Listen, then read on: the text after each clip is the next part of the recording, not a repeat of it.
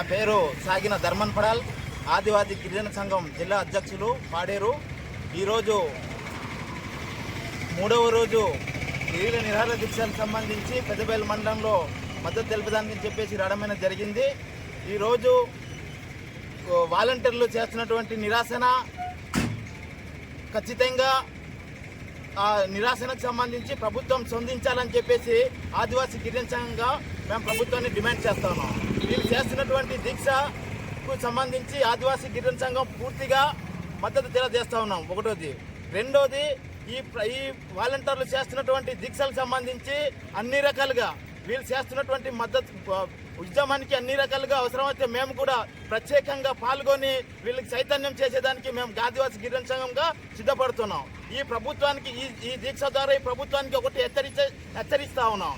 ఈరోజు ఈ ప్రభుత్వానికి గత ప్రభుత్వాన్ని చాలా తక్కువ 5,000 వేతనంతో వీళ్ళు ఎలాగా కుటుంబాన్ని పోషిస్తారు, కాబట్టి మేము వస్తే 10,000 వేతనాలు ఇస్తామని చెప్పేసి కూటమి ప్రభుత్వం హామీ ఇచ్చింది.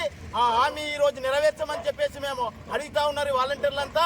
ఈ హామీ కానీ వెంటనే నెరవేర్చకపోతే మమ్మల్ని ఉద్యోగం నుండి తీయడం కాదు, ఈ కూటమి ప్రభుత్వాన్ని ఈ గద్దె దించేదానికి మేమంతా సిద్ధంగా ఉన్నామని చెప్పేసి వాలంటీర్ల ద్వారా ఈ రోజు ఈ ప్రభుత్వానికి హెచ్చరిస్తా ఉన్నాం. అంతేకాదు, మేము ఏమైనా గొంతమ్మ కోరికలు ఏం కోరడం లేదు, మేము న్యాయమైన డిమాండ్స్ కోరుతా ఉన్నాం.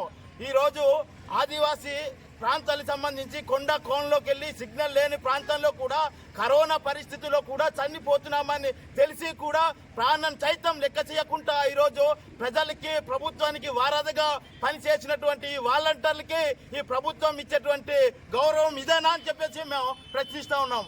కాబట్టి కూటమి ప్రభుత్వానికి చెప్తా ఉన్నాం, ఈ రోజు ఈ 3 రోజుల నిరాహార దీక్ష సందర్భంగా ఈ రోజు మీరు ఇచ్చినటువంటి మాట నిలబెట్టుకొని వెంటనే 7 నెలలు వేతనాలు ఇచ్చి ఈ రోజు మీరు ఇచ్చినటువంటి మాట ప్రకారం ఈ రోజు ఉద్యోగ భద్రత కల్పించి నెలకు 10,000 రూపాయలు వేతనం ఇవ్వకపోతే మేము రాబోయే రోజుల్లో మిమ్మల్ని బంగాళాఖాతంలో